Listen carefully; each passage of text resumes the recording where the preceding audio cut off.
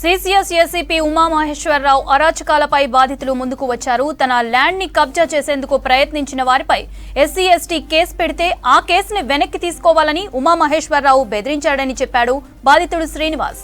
Boot కాళ్లతో తంతు వేధింపులకు గురి చేశాడని వివరించాడు. తాను పెట్టిన కేసులో బాధితులపై చర్యలు తీసుకోవాలంటే 10 లక్షలు డిమాండ్ చేశాడని బాధితుడు శ్రీనివాస్ తెలిపాడు. ఏంటంటే నేను మా భూమిలో రానియకుండా ఎవరైతే శేఖర్ రెడ్డి ఉన్నాడో ఇట్లా గేట్లు పెట్టి మమ్మల్ని రాకుండా మా భూమిలో పోనీయకుండా అంత రోడ్ను ఇది చేసుకుంటా దాని మీద మేము కాంప్లైంట్ ఇవ్వడం అయింది. దాని మీద ఎస్సీ ఎస్టీ కేసు అయింది.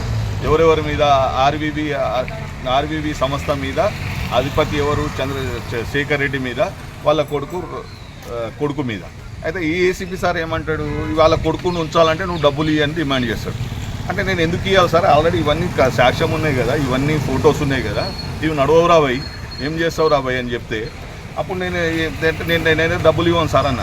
అయితే వాళ్ళని పిలిపించింది నా ముందరనే వాళ్ళ దగ్గర డిమాండ్ చేసి నీ కొడుకు పేరు తీయాలంటే నాకు ఇన్ని పైసలు 50 లక్షలు ఇస్తే నీ కొడుకు పేరు చేస్తే విని మీదనే 2 కేసులు వేసి లోపలేస్తా, కొడుకుని రౌడీ షీట్ ఓపెన్ చేస్తా, వాళ్ళ ముందరనే తన్నేది, నన్ను నా భార్యను నోట్లో వచ్చిన మాటలు తిట్టేది. తిట్టితే ఇక నేనేం చేయలేకపోతుంటే ఈ విధంగా ఇప్పుడు ఆయన మీద రైట్స్ అయినా తెలవంగానే నేను వచ్చి నా బాధ ఏసీబీ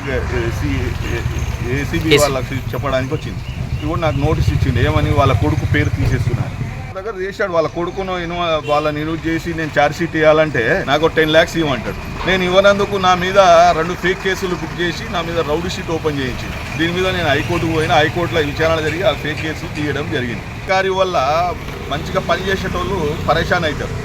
ఎందుకే ఈయన ఎంత ఘోరంగా అంటే ఓ ఏసీపీ అధికారి లోపల కూర్చొని తన్ని నాతోని ఆ కేసులన్నీ విత్డ్రా చేసుకోకుంటే నిన్ను ఎట్లా తిరుగుతావు, నన్ను ఆర్థికంగా వాళ్ళతో టైఅప్ అయ్యి శేఖర్ రెడ్డితో టైఅప్ అయ్యి నన్ను ఎంత ఘోరంగా టార్చర్ పెట్టిండంటే అంటే సిఐసార్ పిలవాలి, ఈయన పిలవాలి. సిఐసార్ పిలిచేంది ఆ కేసులు విత్డ్రా చేసుకోరాపై నేను సెటిల్ చేస్తారంట, అవన్నీ వాయిస్ రికార్డు కూడా ఉన్నాయి నా దగ్గర.